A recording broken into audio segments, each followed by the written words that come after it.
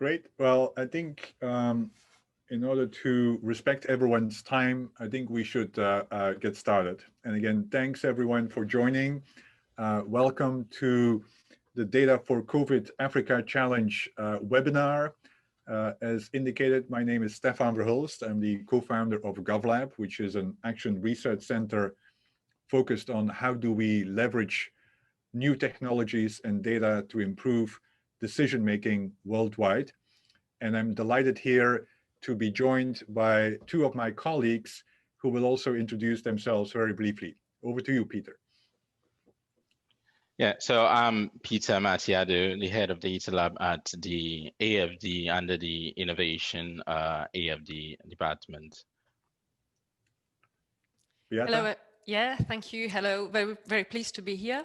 I'm Beata Schusterova. I will be coordinating this project, very exciting project on behalf of Expertise France. Permettez-moi juste de dire bonjour à tout le monde, à toutes et à tous, et pour vous rassurer que pour ceux qui parlent français, soyez rassurés, on va également parler en français et vous permettre d'avoir toutes les informations en français. Merci. Parfait.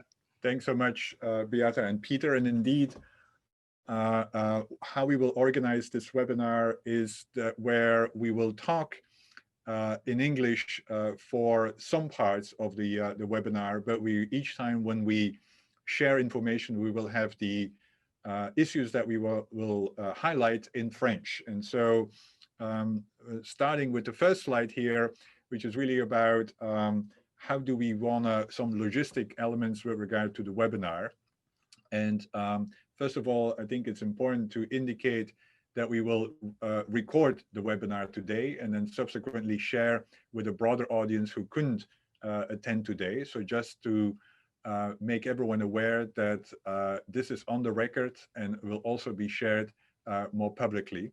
Second element with regard to logistics for today is that given the size of the audience that we expect, we decided that the participants can only share their ideas via the Q&A or the chat for that matter, but we would prefer that if you are having any questions for us all, but also questions that you might want to share because it could also be relevant for the other attendees, please use the Q&A button and the Q&A function, which will allow us and enable us to then also anticipate the questions.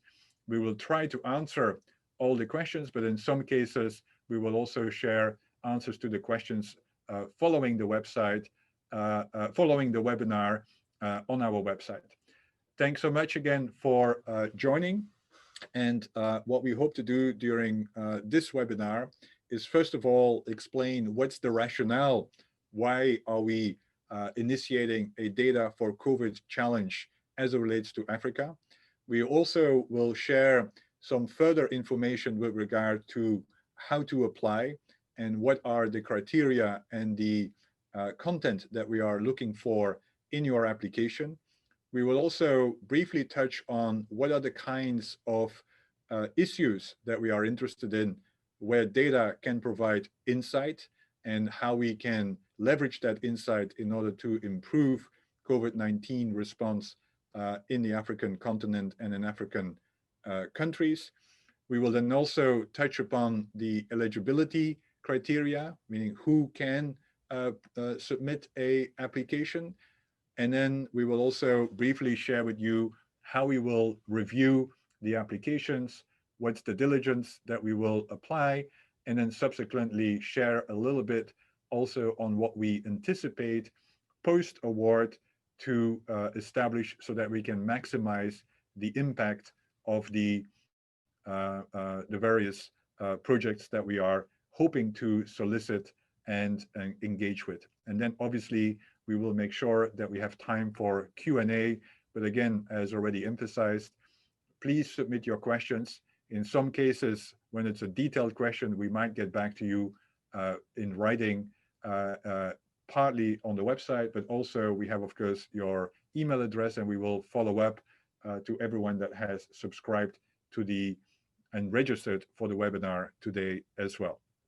With that, let's start with the first item on our agenda. What's the rationale? And Peter, if you could briefly indicate what's the rationale behind the challenge.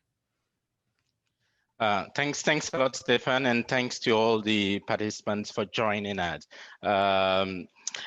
The COVID-19 has been a world crisis, a global crisis that is affecting several sectors in the health sector, and also widening gaps in the social inequalities, and also probably touching other areas or sectors of our lives.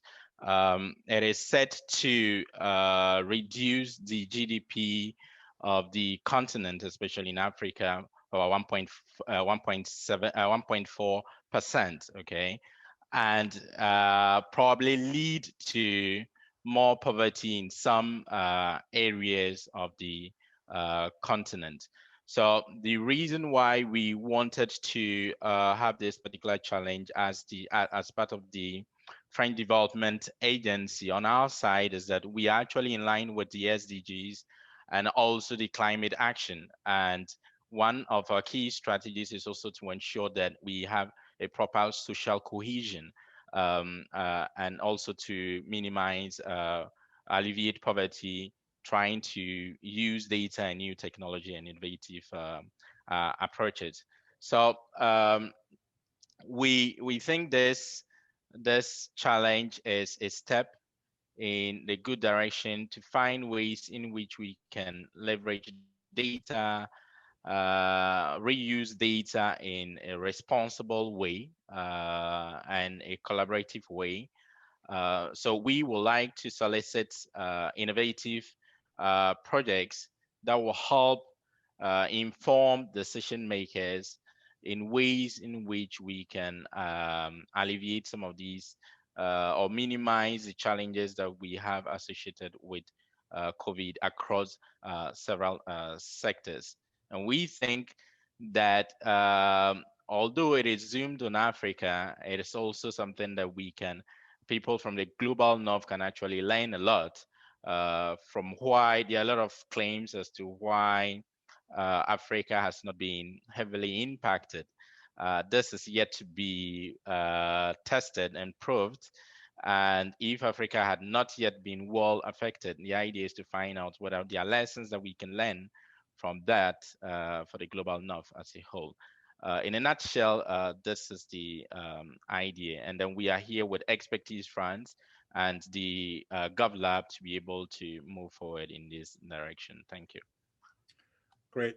Thanks so much, Peter, for providing the rationale behind the call. And I guess everyone, of course, is aligned with the need to really leverage data to generate insight that can help with the response and the recovery as it relates to COVID-19. So what are some of the important dates and some of the important steps if you're interested in applying for the data for COVID-19 challenge? Obviously, we launched the call in mid-December, and today we have our informational webinar. The idea is that we would want the applications to arrive by February 5th. So February 5th is the deadline for submitting your application. Then we will immediately enter into the application following an initial triage among all of us on whether the applications, of course, meet the essential criteria and requirements as we will outline later. We will use a review committee to then actually do an additional kind of triage that subsequently will be presented to AFD to make a selection with regard to grantees and with regard to awarding the challenge. We expect to announce the winners in March, and then immediately, of course, translate that into operational initiatives that will last between March and October, with then ideally the final reporting and also the generation of the insight that can be extracted from the data by October 2021. So as you can see, this is a rapid and fast-paced procedure, and we do hope to be able to generate insight that can inform COVID-19 as it is evolving across the continent, which is why we have those sharp deadlines as well. Now, as Peter already identified, what we really hope to do is to spur innovation in how the demand for insight and the demand for data can be matched with either existing supply or new supply of data that is generated and is collected within certain African countries or across the African continent. And so what we hope to spur are new ways to extract data in a collaborative fashion, where we collaborate with those that need the insight, with those that have the data. And so that's the initial idea behind the Data for COVID challenge, which is somewhat different than other challenges because we do want to enable collaborations and partnerships. This is not about a single loose standing kind of effort where you generate insight that is not connected with those that can act upon the insight or not connected with those that might have access to the data. And so the idea here is that by matching demand and supply, we can improve and increase the impact of data and data science across Africa. Now, what's the focus? Because obviously COVID-19 is a multi-pronged event and development. Obviously, it involves a whole range of health questions that could be related to the level of infections, could be related with how do we go about and how do we understand what kind of treatments are effective. Obviously, we have now a whole range of vaccination developments. And so we're also interested even to consider questions that can inform, for instance, the dissemination of vaccinations as well, given the fact that in many different countries, of course, the pandemic is in different stages of development, including different stages of vaccination distribution. So that's the first category, which are health-related questions that we are interested in, which could also relate, of course, with non-health interventions, for instance, right? So what's the impact, for instance, on social distancing? What's the impact of non-health interventions on the spread of COVID-19? The second type of questions are the questions of the impact of COVID-19 and the interventions from an economic point of view. What's the impact economically? What's the impact on unemployment? What's the impact on, for instance, workers and how they are treated or protected? What's the impact on future education or the current lack of education, or the impact on schooling, and so on. So these are the economic type of questions that we are interested in.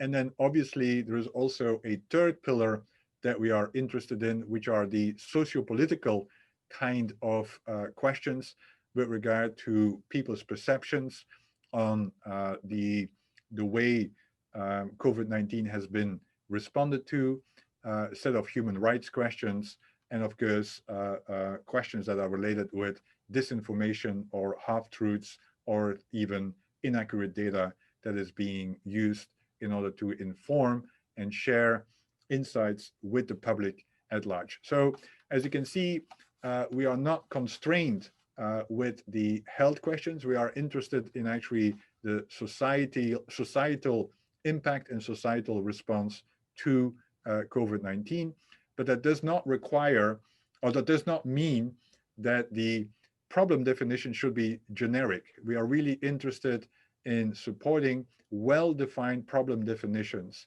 where there is a clear question that could be answered by data.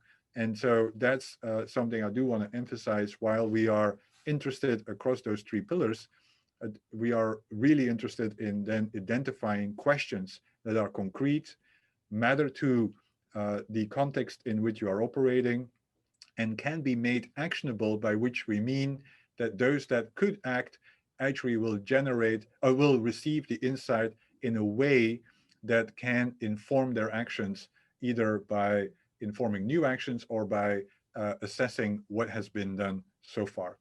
Now, there are, of course, as it relates to data, a whole range of types of questions that we are interested in. And again, we don't want to preclude one type of question. We are interested in questions that are providing a better insight of the situation, right? Situation analysis or ground truth kind of questions, where we actually understand what is the current, for instance, spread, or what is the current state of schooling, for instance, during the pandemic. The second type of questions are those cause and effect kind of questions, right? Where we understand the impact, for instance, of one intervention on the other, which is also linked with the fourth kind of questions, which are the impact analysis kind of questions. And obviously, we're also interested in models that could predict or at least give an insight in how the disease, for instance, or the pandemic might evolve over time, or how what the economic impact might be in the future based upon some kind of aggregation of data. So these are the types of questions and the focus as it relates to substance. Now, what are we expecting with regard to those that are interested in applying for the challenge? And we, as you might have seen, for those that already have checked out the application form, and of course, that's the first thing I need to say, is that you do need to fill in an application form, which is available on our website. As you might have seen already, we are not imposing a very long-winded and detailed application, but we do want you to take the time to really provide insight with regard to what's the problem that you seek to address, and how will the problem be addressed differently once you have generated insight, right? So I think it's very important to take time to really express what the problem is and why it matters and what will change if we would have more insight with regard to the problem as a result of this effort. We obviously want to know what's your timeline. We also want to know what is the roles and responsibilities, especially because we anticipate, as I already said, we hope this to be a partnership more than just an individual kind of research team. So we hope that we can see that different actors will fulfill different roles towards the generation of actionable kind of insight.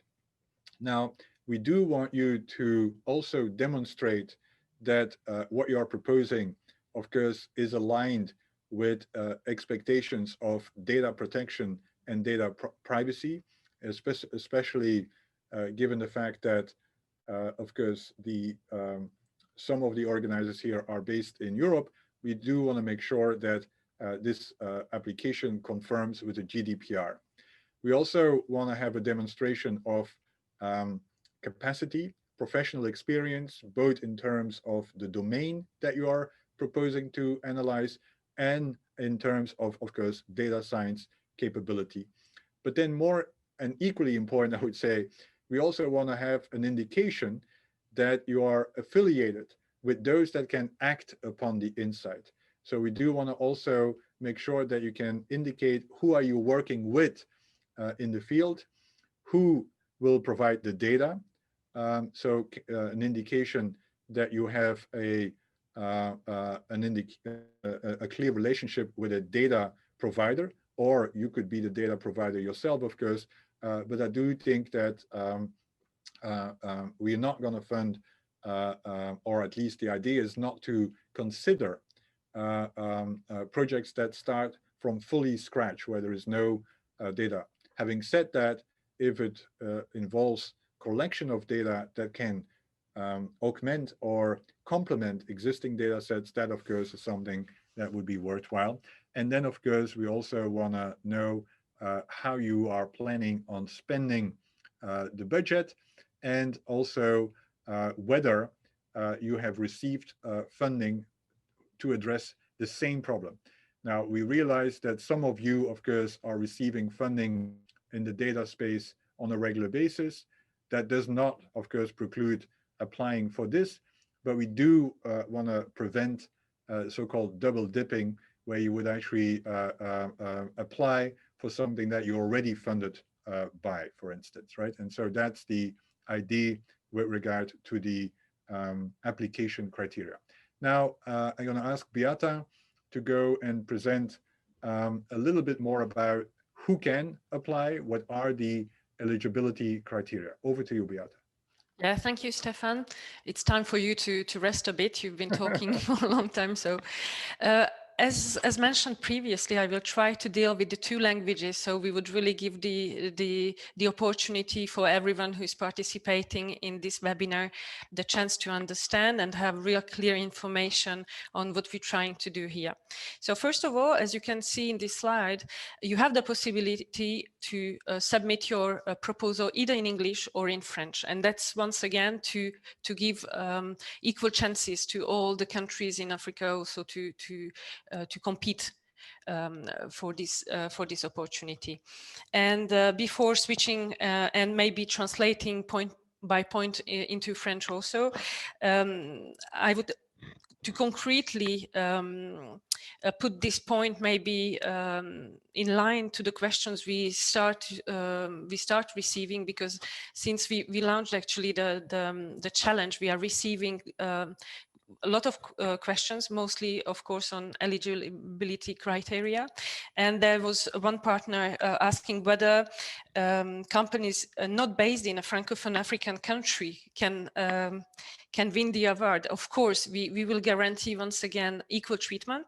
And there is not only one grant we are going to agree on, but several. Normally, we will come back to this a bit later, but several of them, and we will try equally to give maybe the same number of grants to French and English-speaking countries. We will see what, of course, how many and what kind of offers we will receive.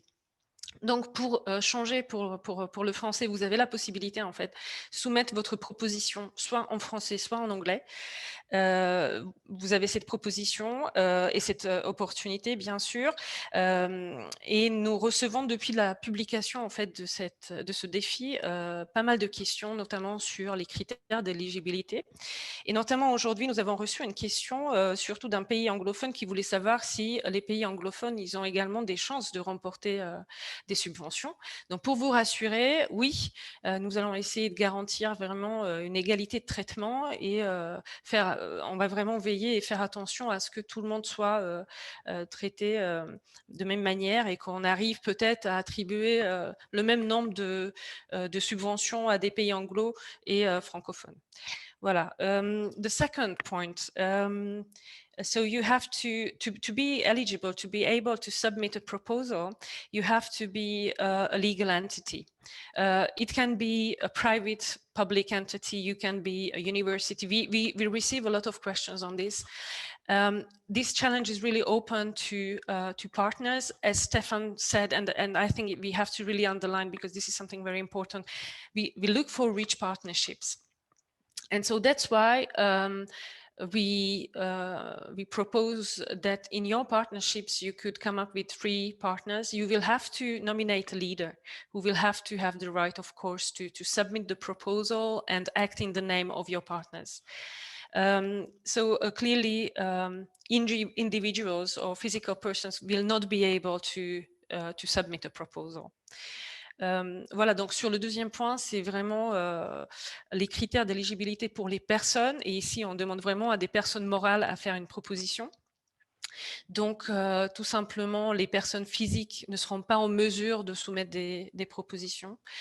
Par contre, les partenariats seront vraiment très importants. Nous, on vous invite vraiment à chercher un partenariat intéressant et très riche entre des structures privées, publiques. À vous de voir. On a également reçu des questions des sociétés civiles, des ONG qui sont également éligibles. Donc, soyez rassurés, des ONG et les sociétés civiles sont également éligibles. Ils doivent bien sûr respecter tous les critères d'éligibilité.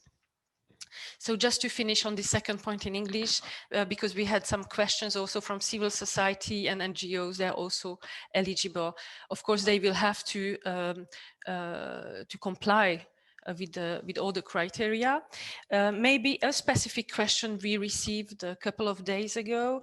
It was a question saying that some maybe NGOs or some civil societies or some structures might not be registered in the business register, because this is also one of the criteria. Of course, we would accept any equivalent, any document that would prove that it's a legal entity that we talk about. And you can provide also internal documents. There are some cases actually, and not in every country, the system is similar. So we will accept, of course, all kind of proofs that will show us that we don't talk about an individual, but a legal entity. Yeah, third point, you have to be the lead partner has to be registered in one of the African Union's countries. So that's all the challenge is about. We really try to bring help and means to countries in Africa. So that's very important for us. However, it's not a limitation. You are able to bring in as partners other entities, but for us the main importance is that the leader would be registered in Africa. Donc le troisième point, c'est vraiment le chef de file. Le partenaire qui va soumettre la proposition doit être vraiment établi en Afrique. Donc pour nous, c'est important. Par contre, c'est forcément, vous avez toujours l'ouverture en fait pour amener d'autres partenaires en tant que partenaire junior, tout simplement dans les consortia. Yeah, fourth point is of course, as we said, we need legal entities, but international organizations and trust funds are not eligible. You need to have a bank account, of course, for the leader who is going to submit the tender, the proposal will have to have a proper bank account. Donc, le soumissionnaire, le chef de file doit avoir vraiment un compte bancaire à son nom propre afin qu'on puisse vraiment respecter les critères financiers également pour verser les subventions. As I mentioned previously, partners have to be registered in the business register. Once again, if there is an issue, please feel free to contact us. We are there also to reply to your questions, and on the webpage you have the email address where you can address us your questions. Donc, encore une fois, les partenaires doivent être inscrits dans le registre d'entreprise. Dans les situations où ça cause difficulté peut-être pour les associations ou pour les organisations de la société civile, nous acceptons des équivalents. Vous pouvez toujours nous contacter, bien sûr, via l'adresse email qui se trouve sur notre site internet. Nous sommes là pour répondre à toutes vos questions. Yeah, so you have to be and I lost the word for sous-traitance. What is the English equivalent? Subcontractor. Lovely, thank you. Yeah. So what is very important for us that partners who would be submitting the proposals would be directly involved in the activities. Donc pour switcher en français, donc la sous-traitance n'est pas vraiment acceptée. On demande aux partenaires d'être vraiment directement impliqués dans les activités que vous allez proposer. Then we have some financial criteria, two very important. The annual turnover of the entities, and mostly the lead partner have to share with us the closed reports, annual reports, and this will have to be 3 times more important as the budget that you're actually going to require. In line with this criteria, I would follow up. That's the current ratio that is very important in this case. And we require that the current ratio for the 2 previous closed years would be at least 1. Donc, en français, c'est nous demandons, donc on va vous demander effectivement les rapports financiers des années comptables clôturées. Nous demandons à ce que votre budget annuel soit 3 fois le montant que vous allez demander dans votre demande de subvention. Donc, il faut que ce chiffre d'affaires soit 3 fois supérieur à votre demande. Et en parallèle, nous demandons également à ce que le ratio de liquidité générale soit au moins 1 pour les 2 exercices précédents et clôturés. Voilà, donc ça, c'est quelque chose qui est très, très important. And I think I came to the end of my list, Stefan. So I think it's time for you to take back and take the floor. Of course, I remain available, and I'm sure that there will be some more questions on all these criteria a bit later on. Thank you. Great, thanks so much, Beata. And yeah, as you rightly indicated, if there are any additional questions, but I think this was pretty comprehensive, feel free to add them to the Q&A, and we're always open for, of course, responding to questions that we receive via email. And we always just want to emphasize, any question we receive via email, we also share. Of course, we don't share who posed the question, but we share the question and the answer on our website moving forward as well. Now, just a few words with regard to what happens once you have applied. And obviously, we will establish a review committee that will be composed of an interdisciplinary kind of committee, both that have capacity in the data science field, but also have a certain domain expertise and are also at the forefront of some of the response to COVID-19, so that we really have a sense on whether the proposals that we receive could make a difference if supported. And that will lead to a shortlist that ultimately will be presented to AFD, who, as I already mentioned, ultimately is the organization that will make the decision with regard to financing moving forward. Now, what are some of the criteria that we are looking for and that we will ask the review committee to use when reviewing your proposals? I think there are two main ones. One is around potential impact of the insights. Are the insights actionable, by which we mean can they inform an action as it relates to COVID-19 following the release of the insight, which also means that it's very important for us to know whether there's actually someone listening or whether you have lined up someone that will be on the receiving end of the impact of the insight. And then the second element that we are interested in with regard to impact, and again, it comes back to what we believe and what we hope to test out with this challenge, is that the impact can be increased if we have partnerships that are working on trying to answer questions and then subsequently use those insights to make an impact, but also partners that includes data holders that might have alternative data sets, such as private sector data, that can join in order to generate insights in a much faster way than otherwise would be feasible. So that's the first kind of elements that we will use to evaluate. And then the second, of course, is then with regard to feasibility, i.e. Is the proposal, does it reflect a certain capacity? Is the method sound that is being suggested? Is it compliant with GDPR?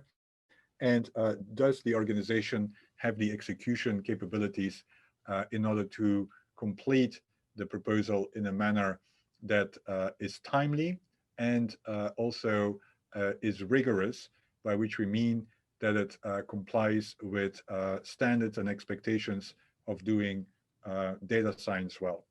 Now, in addition to that, we will also evaluate, as I already mentioned, to what extent is the proposal ethical, and not only the proposal, but we will also have an ongoing ethical evaluation across the data lifecycle, from planning, collection to ultimately to what extent do we anticipate the use of the insight to be ethical, right? I mean, it could be very ethical with regard to creating insight. We also want to know, will that actually be used in an ethical way? And so that's something that we will work together with a third party that has an expertise in privacy and data ethics as well.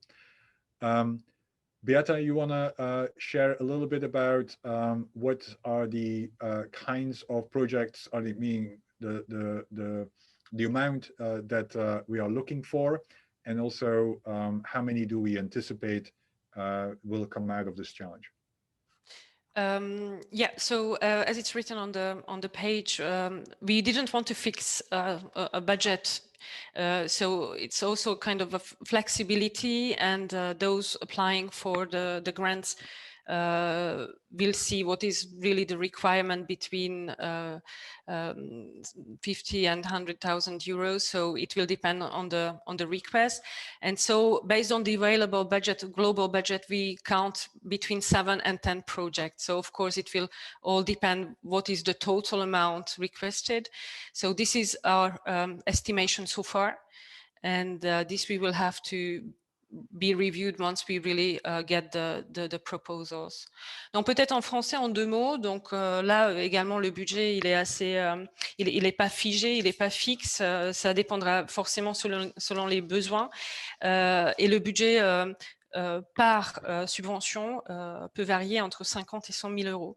Et nous prévoyons à peu près entre 7 et 10 subventions, donc 7 à 10 propositions financées dans le cadre de ce défi.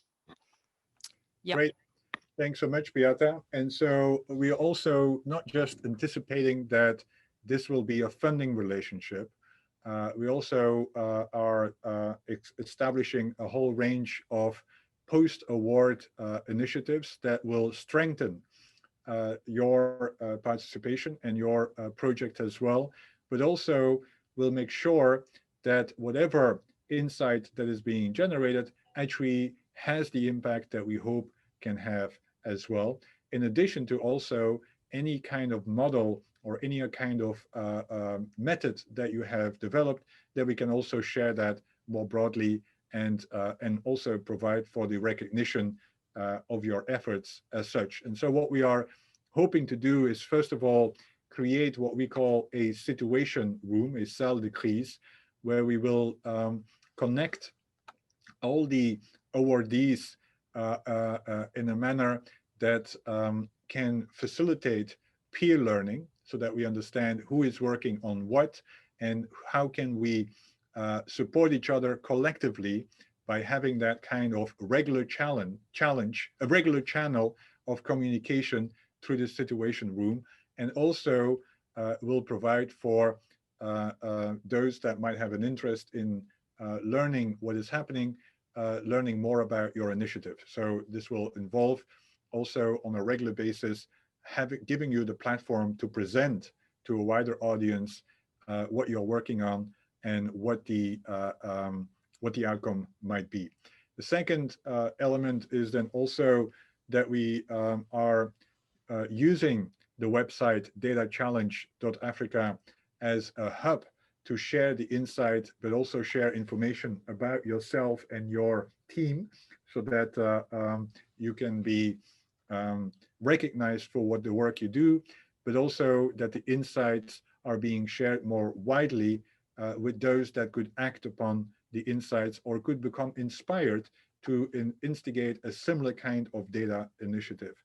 And the idea, of course, given the fact that all the organizations that are part of this effort adhere and advance opening of data and open science, we do want to make sure that all the insights that is being generated using the funds that are being distributed will be made available to a broader audience as well. So that's the idea with regard to communications. And I think with all that, we've been at the end of our top-down kind of information here on what the criteria and what the application process looks like, and eager to engage with all of you on Q&A. I think we already have received in the Q&A function here of Zoom, we already have received a whole range of questions. Thanks, Peter, for answering some of them already, so we don't have to open up those again. But there are still a few left. And thanks, Obi, for being such an active participant and submitting several questions here. So why don't we look at a few of those, Beata and Peter, and see whether we can handle them as we are having this conversation. So one question that Obi was asking, and which also was asked by a few others, which is, of course, the element of pre-existing work, or the fact that we are not inclined to fund work that might already have been funded or might be funded by others in the future. And so, Peter, do you want to address that, or Beata? Peter? Yes, yeah, so pre-existing work. So if there been a project that has been funded by an organization already in a particular location, and the idea is to avoid, how do I put it, more like copy and paste work. Okay, so what has been funded already, you pick the same project and then submit it to this particular challenge. So that's just one way of looking at it. I don't know if Stefan, you want to add more info on that. Yeah, no, I think that's correct, Peter. And again, as I mentioned earlier, I think it's really trying to prevent, anyway, what we quite often call double dipping, right? That you go and shop around for the same project, you get different funders funding the same thing, right? And so that's what we want to prevent. It does not mean that obviously you can use previous work as a foundation to do new work, and it does not mean, of course, that we would exclude, for instance, projects that are funded, but that what you suggest is an expansion or in different countries, or is a new kind of method that you seek to develop using the same data, for instance. So there was a whole variety of areas that we are interested in. We just don't want you to submit something that has been funded by others in a way of and basically, as Peter said, copy and paste, and receiving twice funding for something that is already funded as such. And again, this is nothing new.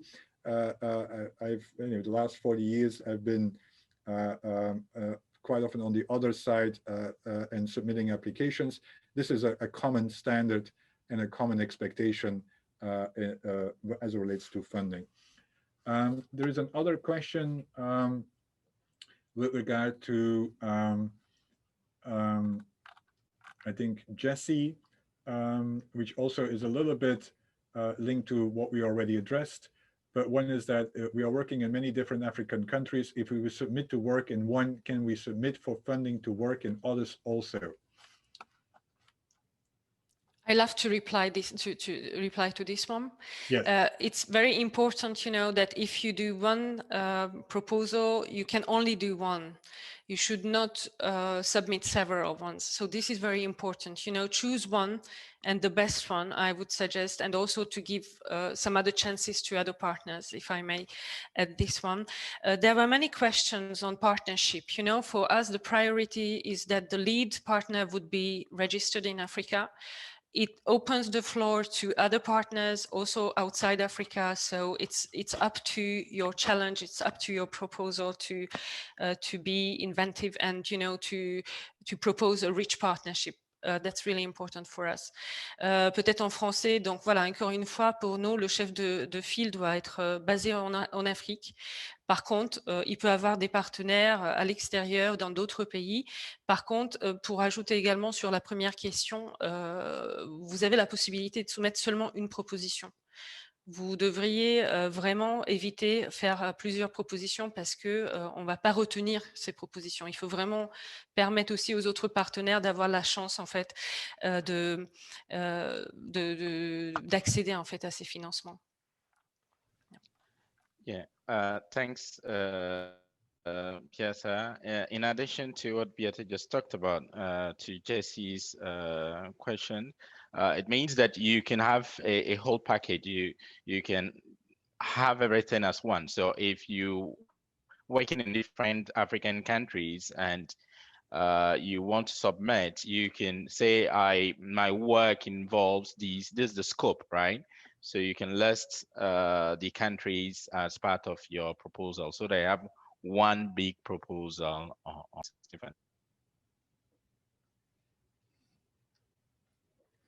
Great, thanks, Beata and Peter. And again, Jesse had a follow-up question whether they can submit to other funders to do similar work in other countries. And I think obviously we don't preclude any of that.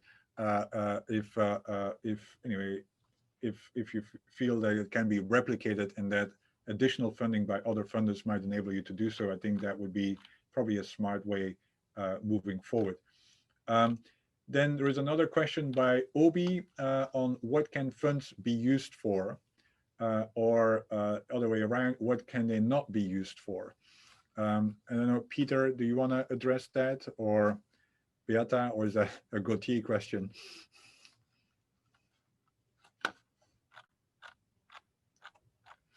I think it's a Beata question, probably. Stand up. Yeah, I think so far we didn't want to put a strict frame to this. However, we can finance and cover everything that is linked directly to your proposal. So of course, we might have at the later stage some additional questions, but for us what is very important that everything that is linked to your proposal, that would be logical, that would be transparent, you know, and that's all I would say. Yeah, that was maybe it makes me think about the previous questions we had about whether there is a budget form model. I think we might put this one on a very simple basic one. If it might have the proposals preparation, I think it would be a good idea to put one on the web page. Okay. Voilà, donc en français en 2 mots, donc on peut prendre en considération les coûts qui sont directement liés à votre action, à votre proposition. Forcément, les dépenses RH, les dépenses, ça dépendra vraiment de la proposition que vous allez soumettre. On peut vous adresser forcément des questions supplémentaires complémentaires pour mieux comprendre en fait la proposition ou les dépenses que vous présentez dans votre budget. Nous avons reçu une demande peut-être pour avoir un modèle de budget simplifié sur le site internet. Donc dans les jours à venir, nous allons mettre ça à votre disposition. Yep. Thanks again, Beata. I think there are, I think Peter has addressed most of the other ones. I think there was one more question with regard to our, one question by Onikepe, can we include partners outside Africa like US or UK in addition to African partners? And I think, Beata, you addressed that earlier on, but perhaps Onikepe was not online yet. So do you want to address that again? This is going to be, once again, one of the replies we will put also, you know, freely available on the webpage, because all these replies and questions we will prepare and put on the webpage. But once again, the leader of the proposal has to be really registered in Africa. Of course, we would advise to look for cooperation between African partners. But if you want to involve an outside partner from other continents, that's possible. Great, thanks, Beata. And Obi is super active, has another question. I mean, thanks, Obi, for giving us all those questions in order to allow us to be more clear on what we mean. But the question here is impact measured by the scale of the project or by the potential the insight can have at scale. And I think that's a great question. And I would say it depends on what the problem is that that you suggest to address. Some problems might be well defined and could be impactful by addressing it. Some of it have an impact that addresses many more people or many other countries. I think it depends on the problem, and so that's why we do emphasize to spend time to really define the problem, why it matters to solve that problem, because that ultimately will then also be used to then evaluate what's the potential impact if we would solve that problem using data insights. So that's one way to look at it. And then Sarah, Simon or Simon, sorry to ask again, but just want to be sure I understood. The lead of consortiums needs to be established in a country of the African Union. Does an international NGO legally registered in an African Union can be the lead, or should it be a local organization? So Beata, over to you again. Yeah, based in Africa, it is. Check out also the other requirements, because there are financial requirements. As long as you comply with them, you are eligible and you can do a proposal. So, just a reminder on the ratio, on the financial reports, all these criteria. Great. Thank you. And then one more question by Obi. What's an appropriate ratio for new data collection to pre-existing data that projects should adhere to? I don't think we have a criterion as such. It depends again on the problem and whether or not data could be leveraged. But Peter, perhaps you have an idea about that as well. No, I think it depends on the problem yet to be addressed, and we're actually pretty open. Pretty open. So, yeah. Great. And then so there's no ratio. I mean, there's no clear ratio on that. Yeah. But I think there is a no ratio, and of course it depends on the data ecosystem in which you operate, whether there is data available or not. But I think part of the effort is to really also think about how can we reuse data that is already collected in a rapid fashion to inform the COVID-19. So that's one of the, as Peter has explained, one of the rationales. But of course, if there is no data, then of course we need to look into additional collection and data generation approaches. And then last question. Can I just add something, Stefan? Sorry. Yes, Gauthier. Sorry. Hello, everybody. So I'm Gauthier Uchiyama. I work at AFD on the under the great leadership of Peter. I just wanted to add, because I saw the comment of Rebecca Obasi in the Q&A app.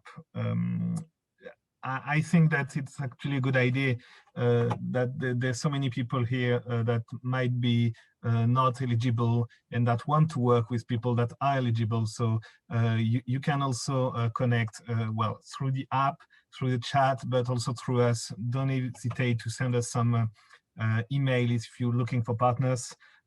So we can put you in touch with some other people that could be interested in working with you on your project. Rapidement en français, je vois que Rebecca Oasi proposait une mise en connexion.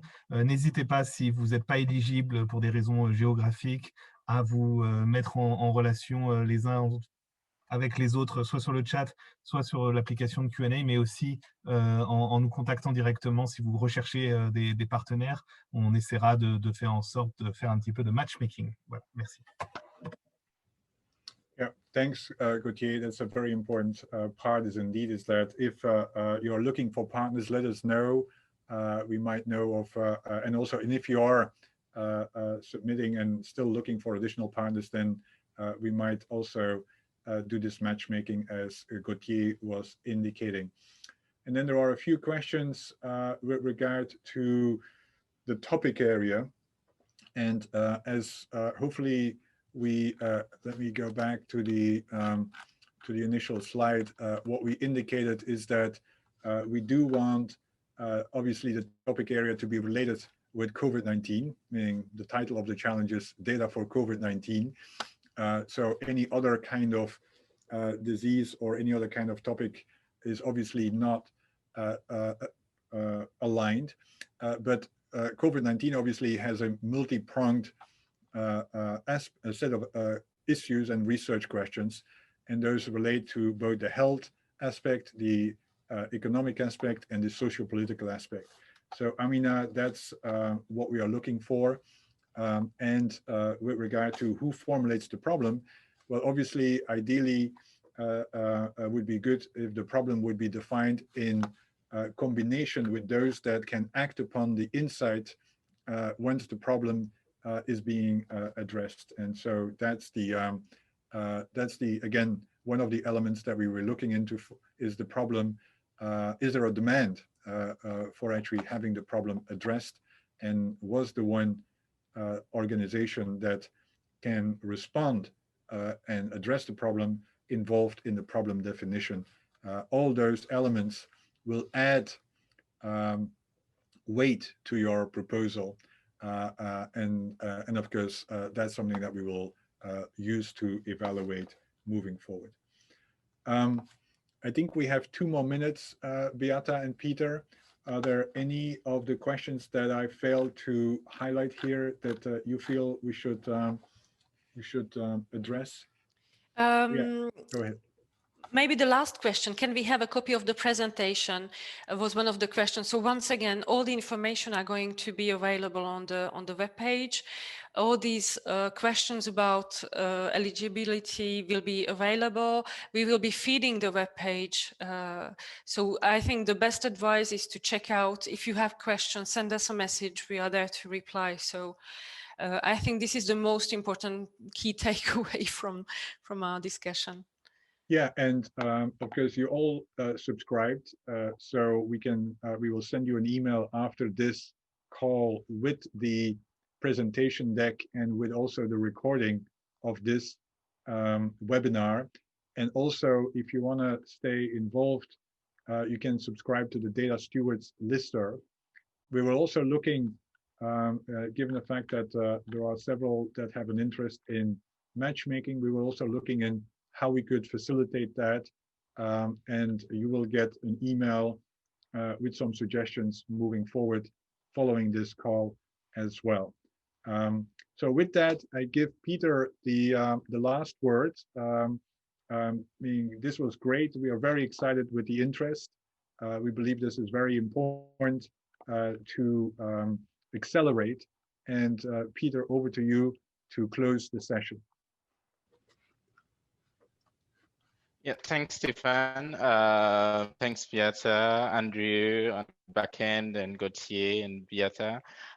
Thanks to you all, and thanks to all the participants on behalf of the French Development Agency, Agence Française Développement, Expertise France, and the GovLab. Would like to thank you for participating in this informational webinar. And we look forward to receiving innovative proposals from you. Make time to visit the website and keep updated and sign up for the newsletters to be informed. Many thanks to you. Bye for now. Thank you. Thank you. Bye-bye. Bye, everyone. Bye. Au revoir.